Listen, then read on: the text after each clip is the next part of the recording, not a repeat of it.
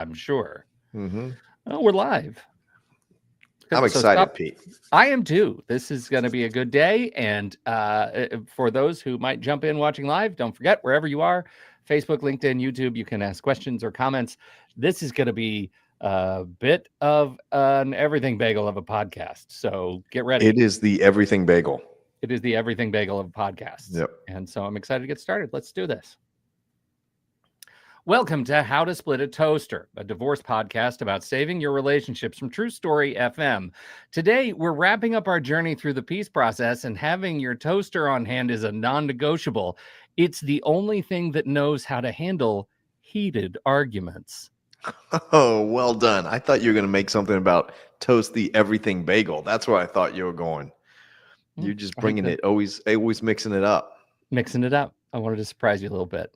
Okay, so peace, parenting plan, equitable distribution, alimony, child support, on all of those things, we focused a lot on the substantive law. What does it mean? How do you get there? How do you divide up assets and debts? Is there a formula for child support? How does alimony work? Need ability to pay? Substantive law, which I think is super important for clients to understand, because it gives a framework to say, is my substantive offer that I'm giving or receiving something that might happen in court? But the most frustrating thing in all of family law, other than opposing counsel, other than your spouse, is the process. So when we talk about everything else, there's two kind of subcategories: attorney's fees, which I'm just putting off to the side for now. We might talk about it a little bit later in the show. We might have another show about it, but really I want to focus on the process. And we've done this in other shows, but it's so frustrating and it's so easy to just go down the rabbit hole. So I just wanted to really take some time today, Pete, and explain how we believe here at NLG, and I think clients and our listeners should know, to talk to their lawyers about the process. What are the expectations? What are the goals? How do we get there? And just kind of go through that today, because I think that will help explain and put some things at ease. Okay, excellent. Where do you start that process, if not with attorney's fees? Well, it's the love of my life, right? I start at the end. And what I mean by that is the case will end. And let's just take a divorce, it's going to end with a divorce decree. In Florida, we call that a final judgment of dissolution of marriage. So what will be contained in that document? And what are my client's goals for those items to be contained in the document? And the reason that's so important to start at the end is it keeps your eyes on the prize. And so if my client says, it's really important to me that there's 50-50 time sharing, it's really important to me that we have shared parental responsibility, and it's really important to me that I keep the house for the kids, and that I'll be able to afford the mortgage, and that I know I'm going to have to go back to work, but I'm trying to maximize alimony to give me a transition period. Like, those are my 5 things. Right. It's like your checklist. Right. That's all items that we can talk about that will be in the final judgment. And as we gather the information through the discovery process, which we'll talk about, and get the mandatory disclosures and get the financial documents and the financial affidavits, we can start plugging in, well, how do we make this happen? Are you willing to give up more retirement, like we talked about in equitable distribution, to keep the house? Well, that's a choice if that's something you want to do. So then when you check off those 5 things, but you find yourself still arguing or still going for more, then I can remind you and say, wait a minute, we got your 5 major things. We're now on to level 2 or level 3. How much do we want to be fighting for this with the risk of losing something that we have on the table? Right. So it's really important to start at the end because, if you don't want to spend time arguing and looking for documents and going round and round on things that don't achieve your ultimate goal. And How it's often, so easy to get wrapped into that. Yeah, and that's I forgive my interruption, but how often do you find people lose track of those 5 things? Because the way you presented it to me just now seemed very clear, very simple. I come up with the things I when I reach this state, when those 5 boxes get checked off, I'll know we're finished. But how often do you find people get wrapped up in the process and forget they had 5 things and they want 6 and 7 too? They discover them along the way. All the time, but I'm not bashing people going through the process because sometimes, Pete, they don't know what their top 5 things are Sure. because they are driven by the emotion, the shock, the fear, the anxiety, the situational depression of going through this process. So you and I sitting here on the toaster that aren't going through it, and I've made you very anxious very quickly by just trying you to figure out Yeah. your name in a depot, right? 100%. Yeah. So when that gets in the way, and to have the attorney-client relationship where I can be like, slow down. Mhm. Everything does not need to be magnified. Your goal is 50-50, and you are so worried about doing something wrong. It's not that one little thing is going to kill your 50-50. And like we've talked about back in parenting, let's say you get 60-40, and I hate talking percentages. If you can't have a positive relationship with your child in the short term and long term when they're older, with 40% of the time, the extra 10% is not going to help you. It's not gonna matter, yeah. Right. I So, can just imagine that just knowing how I operate under stress, particularly in contentious kind of situations, that that the act of being reactive would cause me to come up with a whole new list and maybe not even tell you about it until it happens. Like the emotional baggage list, like they do something and I need to react and respond, and that yeah. creates number 6. Oh, immediately. Yeah. Immediately. And the triggers that people have from being in these relationships for years where you're under someone's thumb, you can never do anything right. The other person is explosive and yells and screams and manipulates and controls with money and power and all this Mhm. stuff. That's not an easy cycle to break. So I make it sound simple. Oh, just give me your 5 things. And you're like, yeah. And then you're on 6 and 7. This seems so rational. It's Yeah. rational, but it doesn't mean that it's easy. Yeah. So in no way, and this is why I leave process for last, because it's everything else. And it's actually, I think at some levels, the hardest part, Yeah. right? Pete, I actually don't know if we've talked about this. Have you ever stepped foot in a courtroom? Yes. Oh, I found something here. You don't Mhm. have to disclose. Mhm. Okay. It might have been a little criminal conviction that we don't want to talk about. Why is it so dry? My mouth is so dry. But listen, it is a foreign place. It's It's not terrifying. like the movies, right? Yeah. In literally, I walk into a courtroom, and let's back up. You have to go through security. You know, at our courthouse, if you're not a lawyer, you have to take off your belt. You got to put It's your like phone getting out. out of plane now, right? Like Yeah, it's TSA. it's you're keeping everybody safe. Yeah. But I'm walking in there, and all I see is familiar faces Yeah. because Right. I'm there all the time. And they're like, "Counselor, how you doing?" I'm like, "Oh, good, man. Happy holidays. Yeah. You have a nice Thanksgiving." And then the next thing you know, I'm up walking down the 4th floor because that's where a lot of the family law courts are in Hillsborough County in downtown Tampa in the courthouse there. And I know the bailiffs. I'm saying hello. They're asking about my kid, and it puts my clients at ease.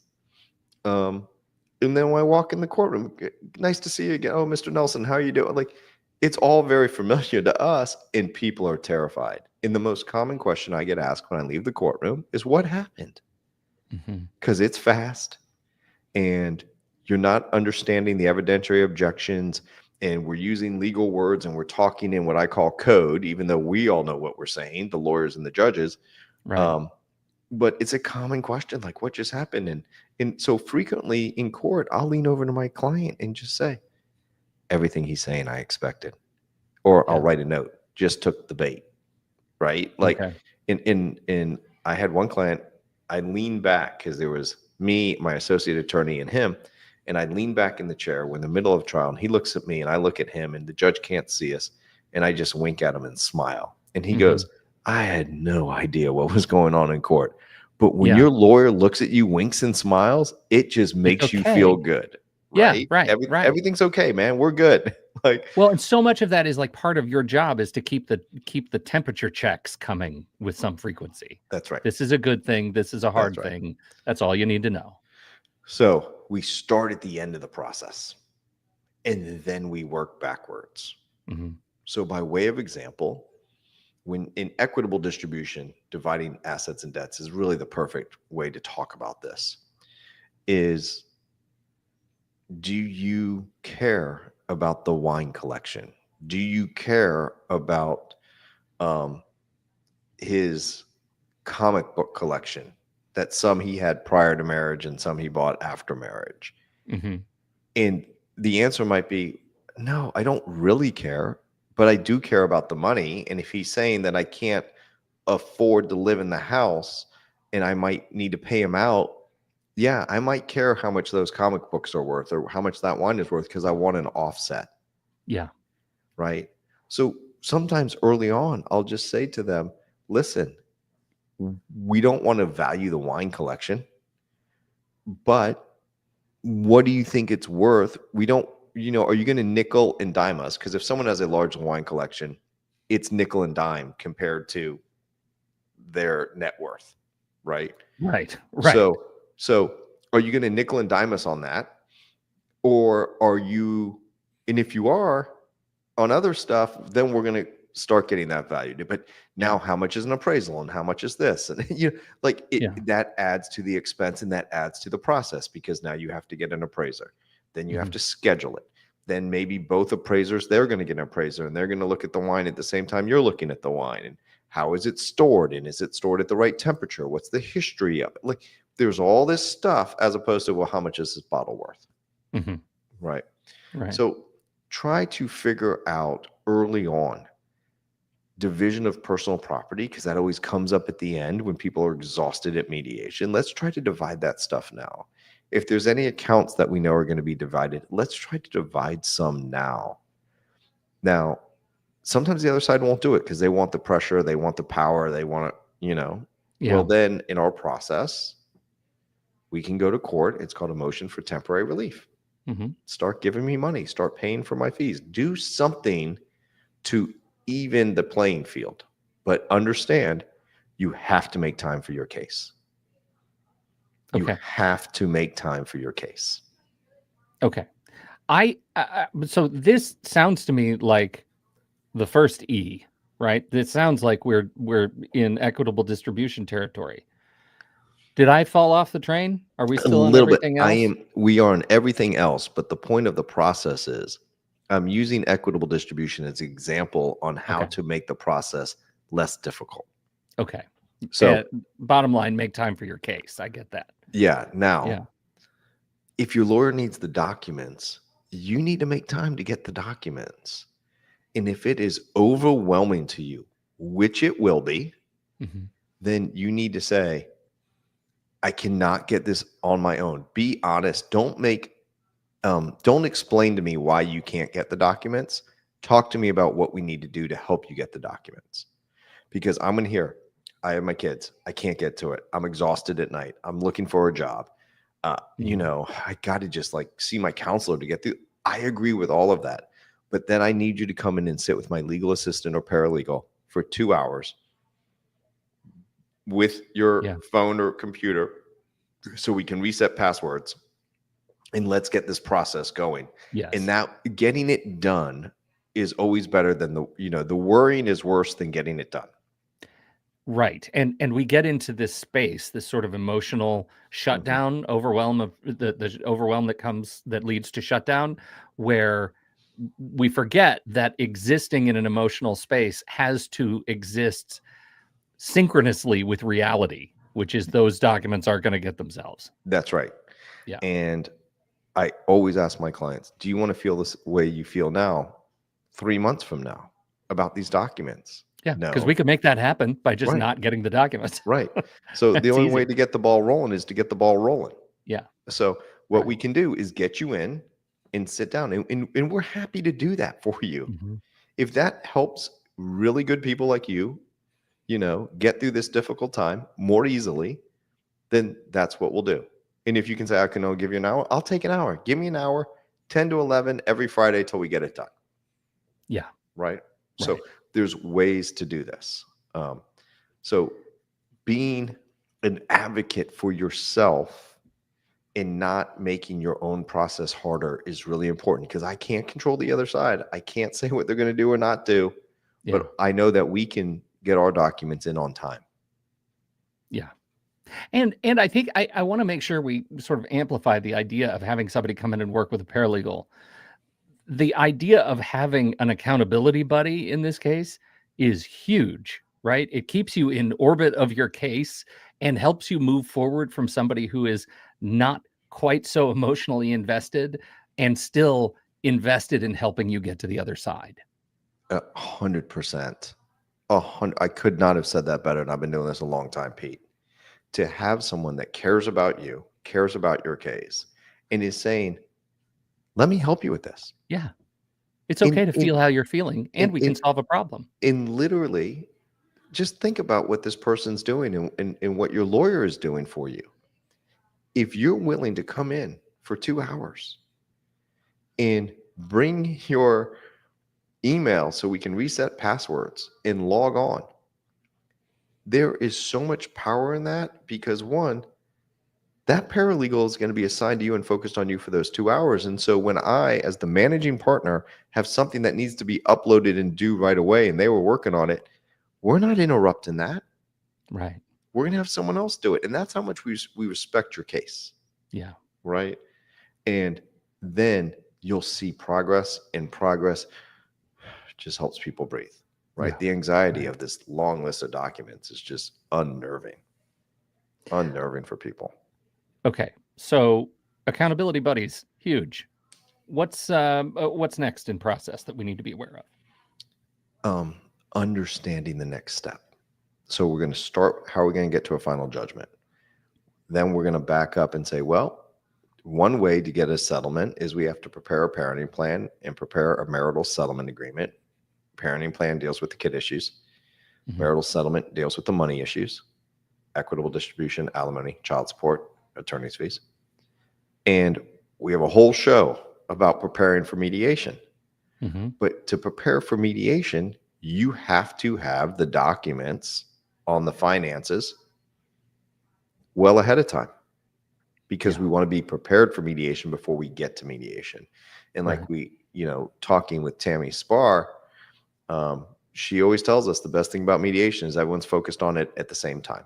Excellent mediator. Listen to Right. that podcast. So It's we- coming, by the way. Our yeah, mediation episodes are on the way. yeah. So, So coming up, it's going to be great.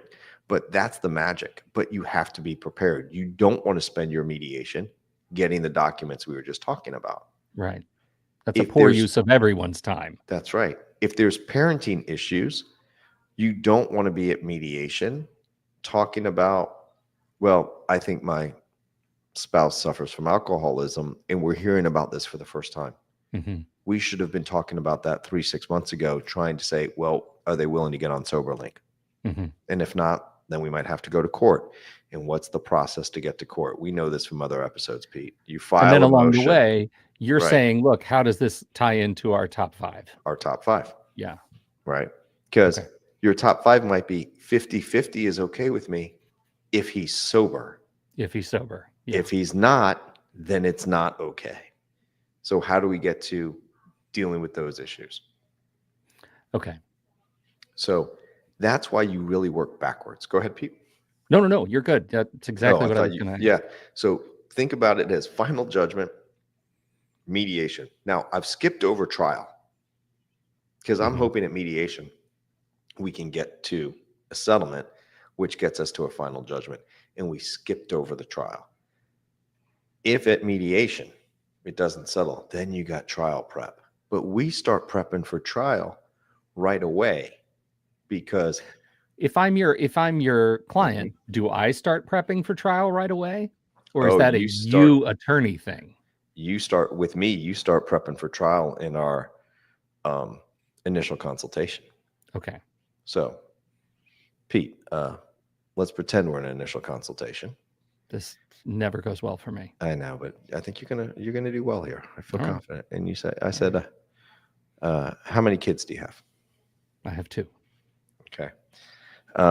And we're talking about your kids, and you will usually say the term my kids, or my son, or my daughter, right? And I'm going to stop you, and I'll say, what did you say? And you'll look at me like I'm crazy, and you'll say, I said my kids. I said, yeah. In court, when a judge hears you say my kids, they view it as not the other parent's kids. Okay. They view I it feel as like this guy, possession. I should say our kids. That exactly. So now you just changed the pronoun.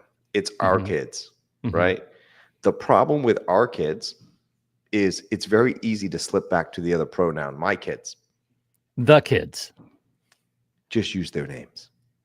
You'll never get it wrong when you use their names. So to answer your question, I start preparing you for trial in the initial consultation, whether you ever hire me or not.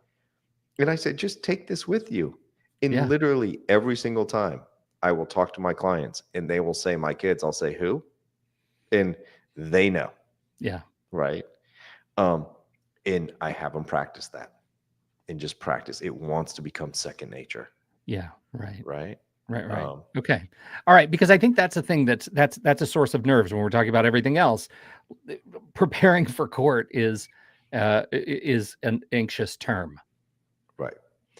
And the other thing I work with clients on very early on, once I start getting my head around the case and what's happening, is when you're in court, and this is all about the process. When you're in court, you're going to be telling a story. I'm telling a story to the judge through witnesses, through objection-laden testimony, through documents, right? And it's a mystery. I want the judge to write the ending that is most favorable to us. There's no secret here.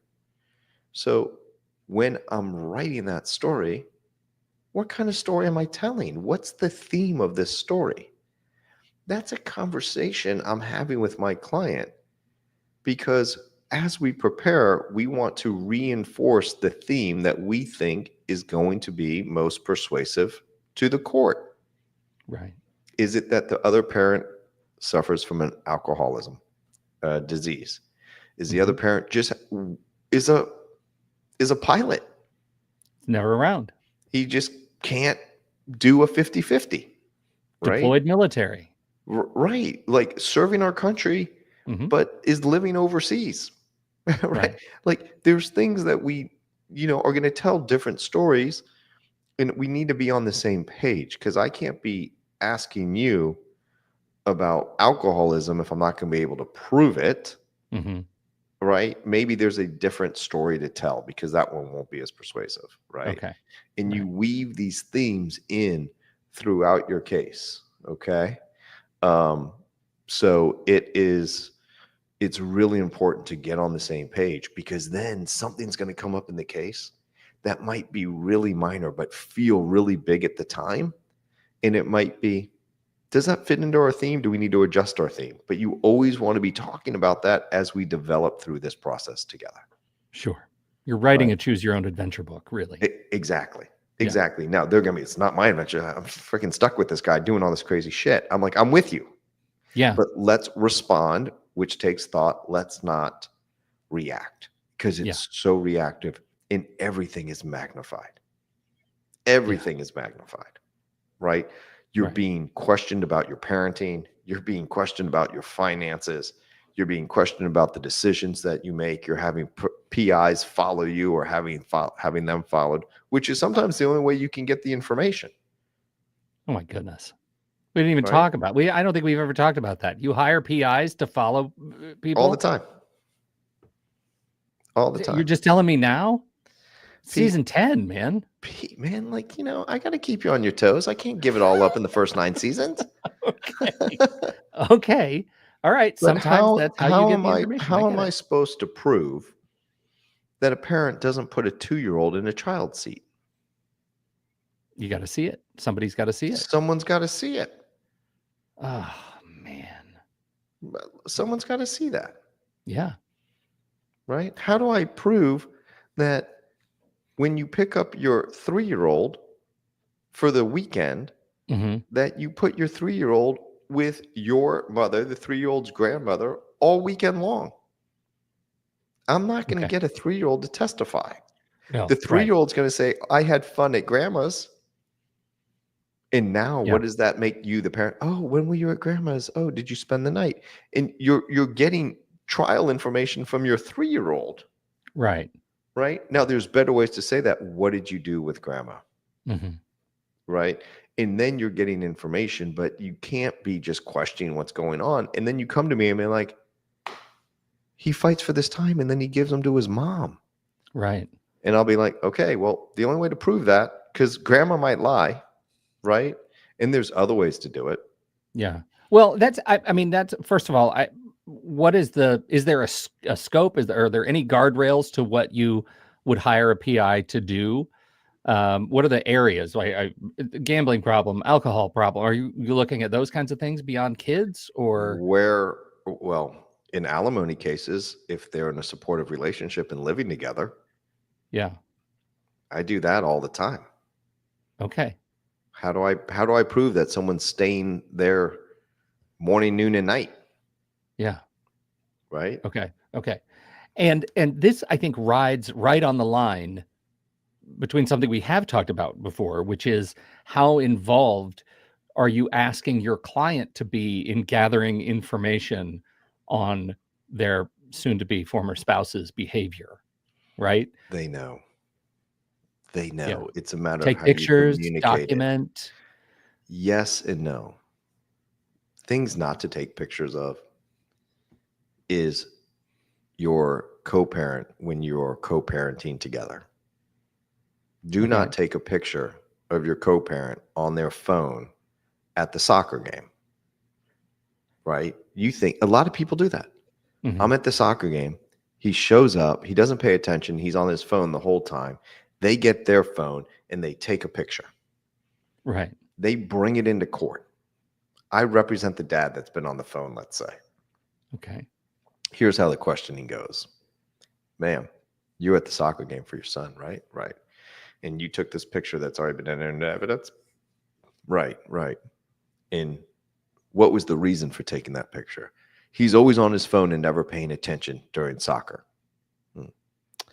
Were you paying attention to soccer when you took that photo? Okay. All right. Right? Yeah. Like 3 questions. Yeah. It, Yeah. it, It doesn't take very long it to doesn't shoot take that down. very long Yeah. to turn that on Yeah. you, right? Right. But you think, I just got to get this in. Now, is it different if a PI is on the other side of the field? PI doesn't care about the soccer game. Nope.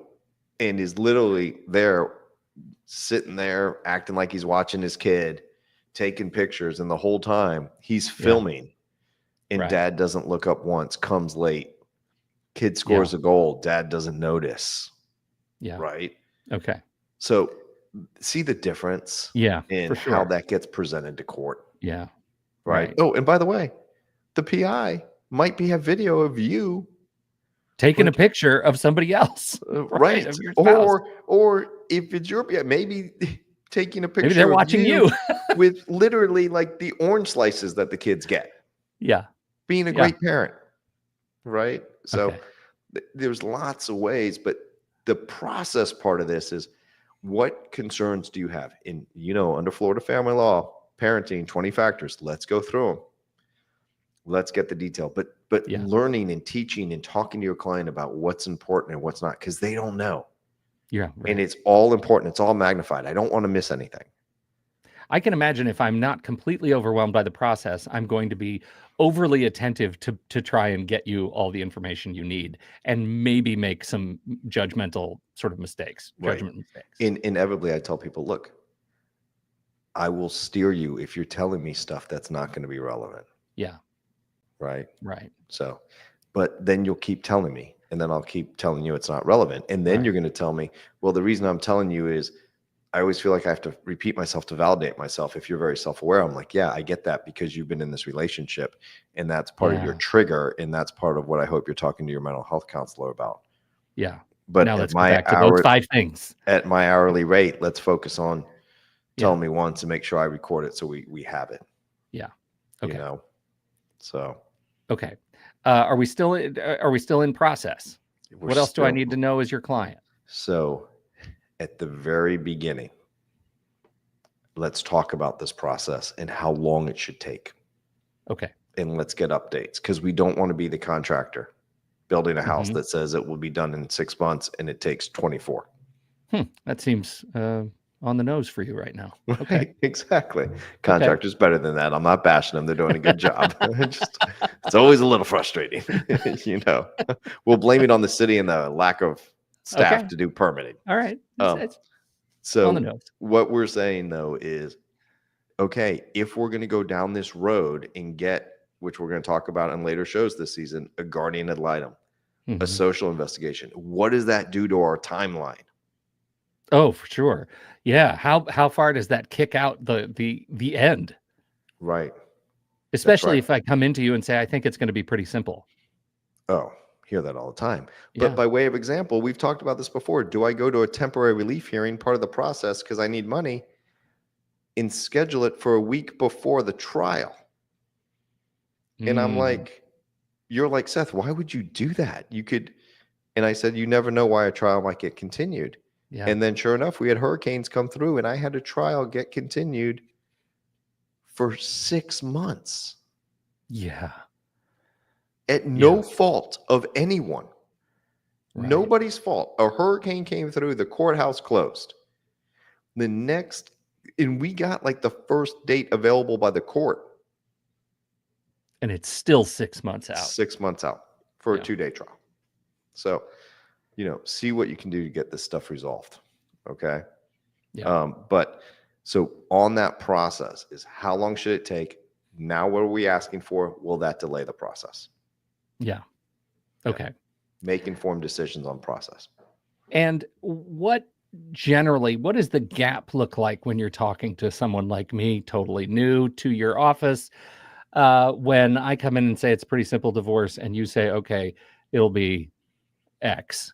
I'd say by X's time frame. Yeah, average. Average time frame is 6 to 18 months. Mhm. And if you're telling And me then it's the- simple, The and look he'll- on my face is, what? Yeah, exactly. And I said, however, that's the average.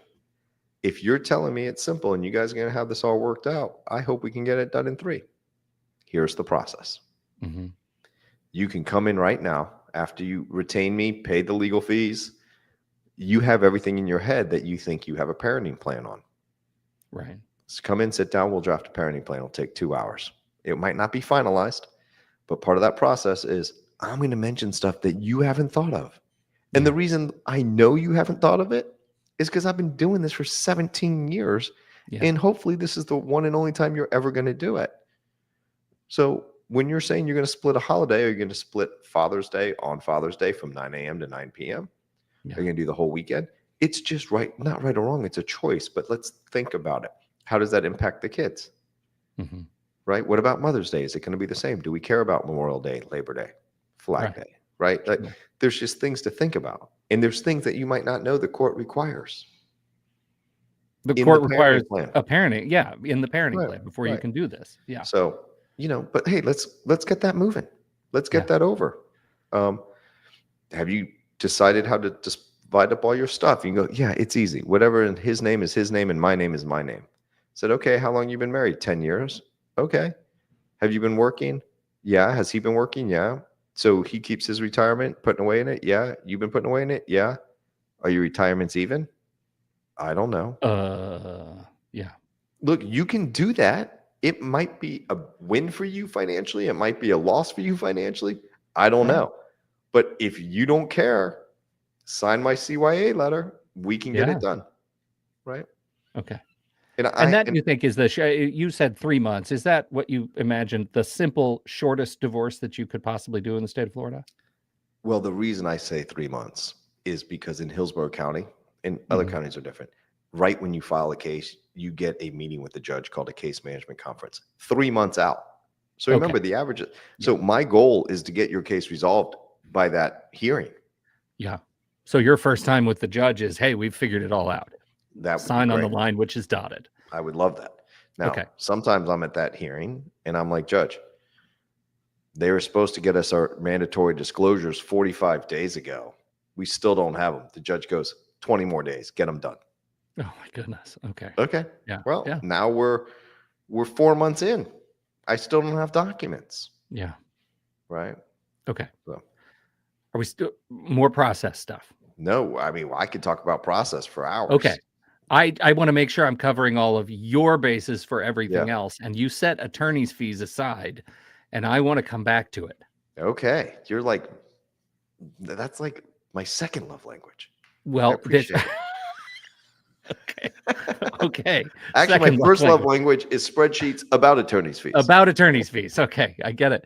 I think that when you say attorney's fees, there are terms in that bucket that I want to make sure we lay out clearly so they know what they're so I know as a potential client what I'm going to be paying.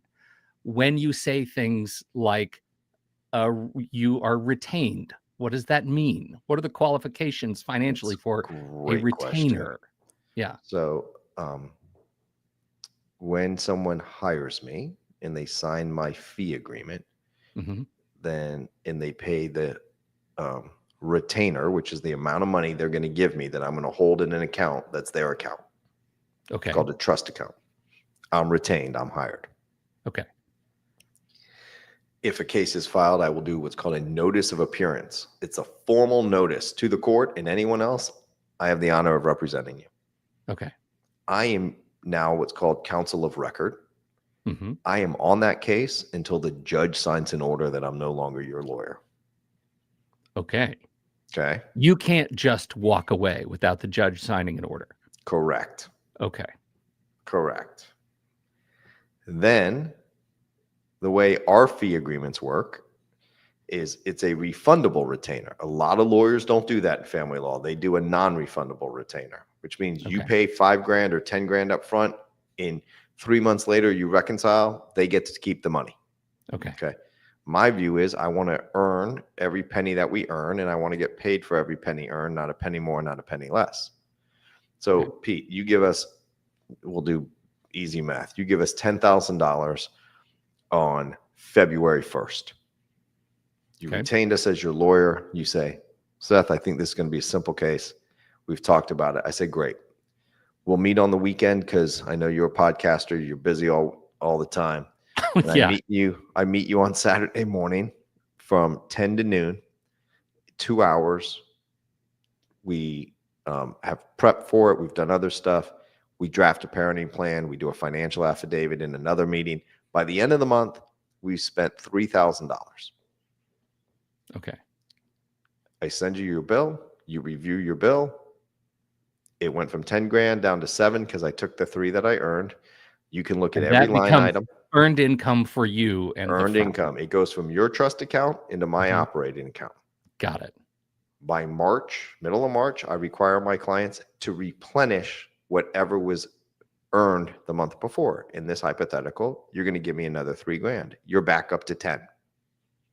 So 10 is just where was that number set by? You just like to make sure I there's made 10 easy grand? math for you. Okay. But sometimes we do I a heard 5 that. I grand heard that. retainer. Yeah, the Yeah. little pause there. It Thank was you. good. Mhm. But sometimes I look at the complexity of the case. Sometimes I Okay. look at if there's a lot of different assets that will have to be valued, and I know it's just going to take more time, it will be a higher retainer. So there's all different factors that go into it. Okay. We don't just make up a number. Okay. Okay. Good. So then remember, you hired me February. I've earned 3,000 in February. March, you pay the additional 3 grand. You got 10 grand in there. And guess what we get? We get a signed parenting plan in March. Okay. We get a signed marital settlement agreement in March. You guys are the unicorns. Sounds like I was right. Okay. So Nice you're and right simple. on this. So Yeah. now in March, We spend $2,000 finalizing everything. I send you a bill in March from 10 down to 8. Mhm. Now I tell you, Pete, don't replenish. Don't give me another 2. There's $8,000 in your trust account. Mhm. And the only thing I'm going to do is in April, we're going to have that meeting with the judge that was scheduled 3 months ago. It's here now. Mhm. We're going to have a 5-minute hearing in front of the judge. At the end of that hearing, you are going to have a final judgment and you're being returned to the status of being single. Okay. And we And do that that. means you clear out the last couple hours that you're working on for And that so meeting. let's say you're down to, I don't know, 6,500. Okay. Because we had associates do some work, draft the final Yeah. judgment. Case ends. We send you the final judgment. We send you a closing letter explaining everything, what's next, redo your will. If you need that done, follow the plan. We kind of outline it for you so you don't have to read all the documents, the highlights of it. And we send you your final invoice and we send you any money remaining in your trust account. And I assume all those trust accounts are operating at a high yield savings interest rate, right? Am I making money on this agreement? It is a great question. Under the Florida bar rules, the lawyers, all the lawyer trust accounts, Mhm. the interest gets swept off and given to the Florida Bar Foundation or to the Florida Bar. What? Yep. What? Yep. And it goes to service Florida Bar functions such as Florida Bar Foundation functions such as nonprofit legal services. Okay. All right. So just by getting a divorce in Florida, Mm-hmm. I'm doing good work. Yeah, well, I wouldn't say by getting divorced, by leaving your money in a lawyer's trust account. Okay. Fair enough. So, but yeah, so we don't account for any of it. It gets swept automatically under the rules, and all the banks know it. Okay. So that's how it This works. is a this is a big expense. What are the tax implications of getting a divorce, and just in terms of legal fees? Do I get to write all that off, or Check with your accountant, but no, there was part of the code that you might get a tax benefit for a deduction for legal fees dealing solely with trying to obtain alimony, but they Interesting. reformed that code. So Yeah. double check with your accountant on that. Okay, fair enough. But no, it's all after tax dollars, brother. That's so far. This has been fascinating. What is there anything else on the docket for today, in terms of everything else, or do we are we moving on? Well, since it's everything else, this is Yeah. not really related to divorce process, but everything else, we'll just expand it and we'll say Okay. it quietly that Andy's a really good guy. We just don't say it often. Oh God, is it because it's the holidays? You're Well, soft the on holidays passed. We're recording it. You know, he didn't like the gift I got him. Oh shit! I forgot to mail that gift. That's the problem. That's the problem. It's a you problem. It's always Oh, a me God. problem, Pete. This is actually, I think this is really fascinating. Because I've always sort of lampooned your everything else, because it feels like, oh, it just broke your acronym by the time you got through PEAC. But this does make sense to me. It really does. And I think you've laid it out. You well. you can lampoon me anytime, Pete.